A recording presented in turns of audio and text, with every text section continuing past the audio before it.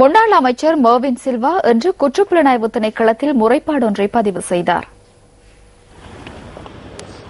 මට පෞගිය කාලේ ගෞරවනීය මහින්ද රාජපක්ෂ මහත්මයාගේ ආණ්ඩුවේ கடந்த காலங்களில் மதிப்புக்குரிய மஹிந்த ராஜபக்சவின் அரசாங்கத்தில் நான் இருந்த நிலையில் பெசில் ராஜபக்ச மற்றும் கோட்டாபய ராஜபக்ச ஆகியோர் எனக்கு நெருக்கடிகளை கொடுத்தனர். நான் சட்டத்தரணியுடன் வந்துள்ளேன். அது தொடர்பான விடயங்கள் இந்த ஆவண கோப்பில் உள்ளது. முன்னாள் ஜனாதிபதிக்கும் இவை தெரியும். இறுதியில் கோட்டே டொன்ஜுவான் தர்மபாலவின் வேடத்தில் வெளியத்தையிலிருந்து நான் வந்து நடித்துள்ளேன். சில வேளைகளில் இதற்கு பின்னர் எனது உயிருக்கு ஆபத்து ஏற்படலாம்.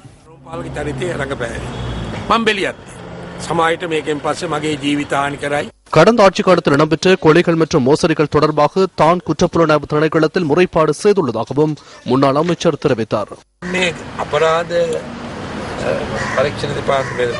குற்றப்புலனாய்வு திணைக்களத்துக்கு இன்று வந்தேன். இலங்கையில் இடம்பெற்ற கொலைகள், அதாவது லசந்த விக்ரமதுங்க, பாரத லட்சுமண் மற்றும் ராகம லொகுசி ஆகியோரின் கொலைகள் உட்பட வெள்ளைவேன் கலாசாரத்தின் ஸ்தாபகர் ராகம லொகுசியගේ ඝාතනය සුදුවෑන් සංස්කෘතියේ කතුවරය තමයි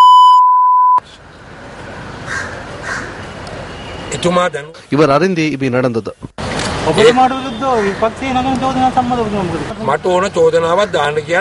எனக்கு எதிராக வேண்டிய குற்றச்சாட்டுகளை முன்வைக்கட்டும், அதற்கு பதிலளிக்க நான் தயார்.